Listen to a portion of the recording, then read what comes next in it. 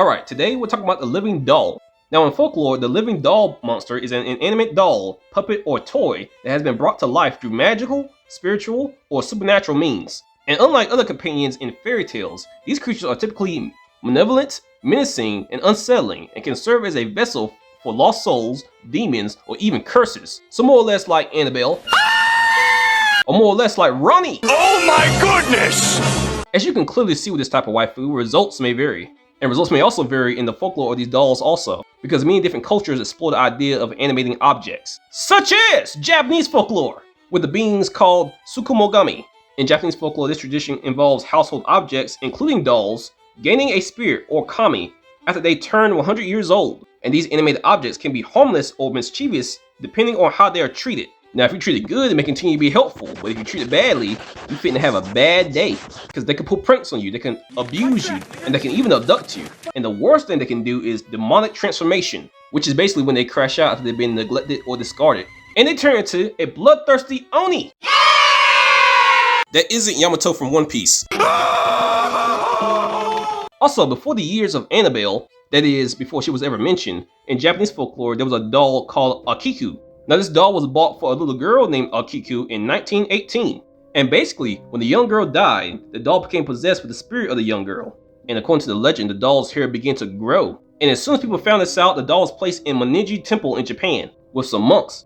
And the monks at the temple ritually trimmed the hair, which continues to grow back, confirming the belief that the girl's spirit resides within the doll. Now, in 1971, Annabelle's story began. And yes, I mean the real Annabelle, not the movie one. This legend starts with a 28-year-old nurse that has no name apparently, and this nurse obtained a Driftfoot Raggedy Ann doll for Christmas from her mother. And a couple of nights after receiving the gift, Annabelle's owner and her roommate noticed some weird occurrences in the general area of the doll. The doll began appearing in places on its own and started moving its own arms at will. Now my main point is, yes, the doll waifu has plenty of cons. The main one being the ones in reality look like little girls, and that is creepy. They also can cause curses and spread illnesses. For example, the cursed Jolette doll is said to have been passed down through generations of one family, causing each female owner to have a son who dies mysteriously within 3 days after birth. And ones like Robert the doll are said to spread bad luck. However, the opposite is also true for dolls, because in many cultures, dolls are used as talismans for protection. You know, to ward off. Yeah, that. And dolls are also said to be conduits of positive energy, meaning they can serve as a focus for positive energy, helping to manifest intentions like attracting love, wealth, or healing.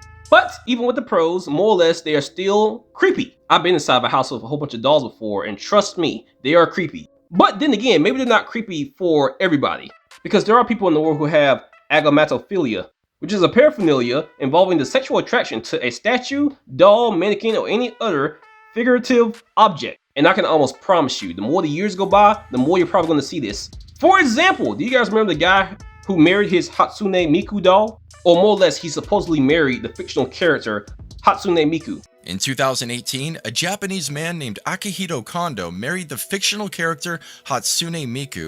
But wait, it gets worse. And now accompanies himself by a life-size model of Miku. That dog gonna have more stains on than a used napkin. This man about to be the first man to impregnate a doll, and I'm here for it. The baby's gonna come out looking like an abomination, and the doctor's gonna name the baby Disgrace, at least after he stops laughing. So my main point is, even though it may not be wise to smash an evil doll, you know, like Annabelle, because she looks like a little girl, and that freaks me out, I'm scared of real little girls. You think I want to look at the doll version of one? Hell no! Matter of fact, every time I see a woman with a daughter, and her daughter has a doll, I'm just immediately disgusted. Like, look at you and your two little evil spawns of Satan! Be gone, unpure bitch! Child support does not exist here! I am broke! So yeah, the evil ones in folklore are a no. However, if I can find a 2B doll with some hand-to-mouth action, I'm going crazy on that thing for hours! She's gonna be so used up, her new name gonna be to be continued. And you can call it weird if you want to. Have you ever heard of a man that married his doll, get a divorce, or have to pay child support after the divorce? No! Of course not! I know it's stupid, but the brother's happy? Let him be happy and goon in solitude. Divorce rates are high and people are lonely. And not just men people, women too. Matter of fact, they got it worse. I have a Halloween doll family. Robert and Kelly are both my partners, and these are our children. I love them like as if they were my own. I mean, I spoil them, I dress them up, me, Robert, and Kelly, we love the kids, and they're very special to me. And I consider myself a mother, a doll mother. So this is Kelly, my wife. Pause. What the hell did she do with this doll? Try to eat her face? Why does doll look like she's been through domestic violence? Anyways, I'm losing my point. Going into a doll, while it is weird, as long as it doesn't kill you, smash, no regrets. Now, if you excuse me and me and Charana got a date with some baby oil. Where do you think you're going? I was just... No, you're not. I told you this time I'm gonna let you do the whole video. Not talk half the video and goon the other half. But I'm an Elden Lord Knight! Elden Lord! And I did all those quests for Ronnie in Elden Ring. It's time for her to pay up. Hey, no one told you you had to do those quest lines. You're sent behind the side to do it yourself. And just because you do favors for a woman does not mean she owes you something. Especially her four-armed bod. This guy make her a scummy person though for using you, right? Now get back to work! I ain't paying you to slack off. You're not paying me at all! Exactly, because you live rent-free in my head. That's what you get, Black Voice. That's what you get! Now chop chop! Born to goon, forced to work. Damn it! Talk to me, Ronnie, make me feel better. You tarnished niggas crazy. Ronnie, if you're gonna talk like that, put me in chains first. What? Yeah, girl, you know me. Anyways, what was I saying? Oh yes, it's time to talk about the waifus. Haha, yeah. First one, the Revenant from Elden Ring Night Rain. She's a Nightfarer in this game and a summoner class, who uses necromancy to summon ghostly allies into battle. She's also known for carrying weapons way bigger than she is and looking angry. You know what, screw this one, she bite. She looks like she eaten cat before and wants to try it again. Well, I don't consent! Anyways, yes, she is a living doll. Now what you may not know is the doll's name is Daphne. And Daphne was once a doll owned by a noble daughter from the Northumcroft family, a family of master puppeteers named Chloe. Now how Daphne came to be a living doll is a little bit weird, because while she isn't Chloe herself, she does hold some of Chloe's soul and memories. But her herself seems to be her own entity. Now how this came to be was because of her past. Basically, one night, the Croft family of puppeteers was murdered. And this was more or less because of a Night Lord, but in this scene here, it shows a young man doing the murdering. But either way, he's killing them all. Now the girl hiding here is supposedly Chloe. Now after she's murdered and after everything settles down, the doll, the Revenant, Daphne, starts to move. And the interesting thing to pick up here is, the doll does seem to move while Chloe is dying. And Chloe's face looks like this, by the way. Now, cons. Does the Revenant have any? Yes. Besides looking mean as hell, a part of her story talks about how she has black streaks consuming her body. And more or less this means that the night is consuming her body. Now you're probably asking, well, how is this a bad thing? These black streaks are more or less corrupting her to the point where she has to put on makeup to hide the fact that her face is starting to look like the Ghost Riders. Tragic. But also, by the end of her story, when she stops fearing the night and completes the quest line, you'll receive a new skin from this quest showing that she has healed. So that's good, but she's still small, angry, vengeful, flat as hell, not Ron the Witch, or the doll from Bloodborne, and she's still kind of rude as hell. Listen to how she talks to people. What is it now? Hey, I'm just here to do quest line, no reason to be snooty. This place reeks of failure. Well, f you too, you little shit. I don't know why I hate you, but I hate you. I hate you, and I want you to know that I hate you. Other than all that, she alright. Next one. The next one up is Sophia from Lies of P. Now, Sophia is a powerful listener in Lies of P, and a listener is a person who can hear and communicate with Ergo. And you may be asking yourself, well, how's she a doll? Well, the funny thing is, when you first meet her in Lies of P, she's not a doll. And technically later on, she'll be called a puppet, but you know, puppet, doll, basically the same thing. So anyway, when you first meet her in Lies of P, she'll be a spiritual projection of a human being who has become godlike after suffering from the petrification disease. Her physical body is trapped elsewhere, so she projects herself to guide you. And most importantly, she's hot. Giggity, giggity, giggity, giggity. Now eventually in the game, you'll meet her real body. Or should I say, you'll meet her real body after you beat the hardest boss in the game, who hits like a lightning bolt. I have PTSD from this bitch. But after you beat her, what comes next is worse. Flashback. And I was definitely not prepared for this. Game, do not make me emotional before 12 o'clock. I'm gonna need a nap later if I do. Dear God. Bro, I've never felt so bad for a character since Melina. And she was set on fire. Is she dead? Are you dead? Have you been dead this whole time? Have you been talking to a ghost? Save me.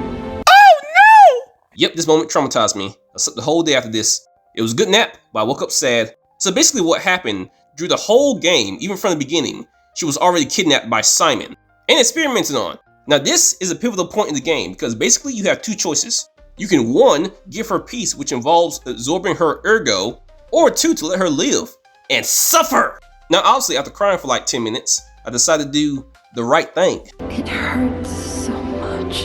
Can you not hold on till I beat the game? I want to be free. Oh Lord, this woman's going for the light. Please. No! I can't do this right now. I can't kill her. What do we do? I don't know. I can't make this choice. I think she wants to live, but What will you do? You have to decide. You, What? Not me. Bitch, I'm a puppet! Keep her alive. No, don't make me make this choice. Don't make me make this choice. Do not put two choices on the screen. Do not put two choices on the screen. Damn it, she's too ladylike and too nice. Bro, why? I killed a whole golf chick for you. I put ass in a coffin to come save you. Damn it, why is always the good woman that gotta die? Why couldn't you be Cardi B? End of flashback. Now, more or less, if you absorb her ergo, later after you beat the game, or more or less after you beat the last boss, you'll be able to return Sophia's ergo to a puppet body, henceforth making her more or less a puppet in this story. But not just a puppet, a hot puppet. And to be honest with you, I can't really bring myself to give her any cons. For one, she's like the nicest Souls-like maiden that we've had in a Souls-like game. Viewer, let me tell you, she is so nice and kind that even while she was suffering like this through the whole game, she never complained even once. And get this, she has time powers. She's the whole reason P, aka you, are able to come back to life continuously in the game. Oh, and did I mention she's hot? Yes, voice. Yes, you did. Alright, so we're all on the same page. Smash! No regrets. Voice, you can't have kids with a puppet. Man, f them kids. She got time powers. I'm going back to the future. Alright, last one. Ragatha from the Amazing Digital Circus. The great thing about Ragatha is she used to be a human, but now she's technically a soul in a digital doll's body. Now, first pro is she's 30, and one can only imagine how hot she is in human form. I imagine Pomni looked like Kobine from Chainsaw Man in human form. But Ragatha, she gave me MILF vibes. Either that or a cowgirl. Now that is because in her past, she was born into a wealthy farming family, and she also worked as a real estate agent. Now apparently, while she was working as a real estate agent, she was transported into the digital circus by donning a headset connected to a mysterious computer. Now, since she's not just a living doll, but a doll trapped in a digital circus with a godlike being named Cain, I really had to take this into account, because technically speaking, well not technically, how should I say this?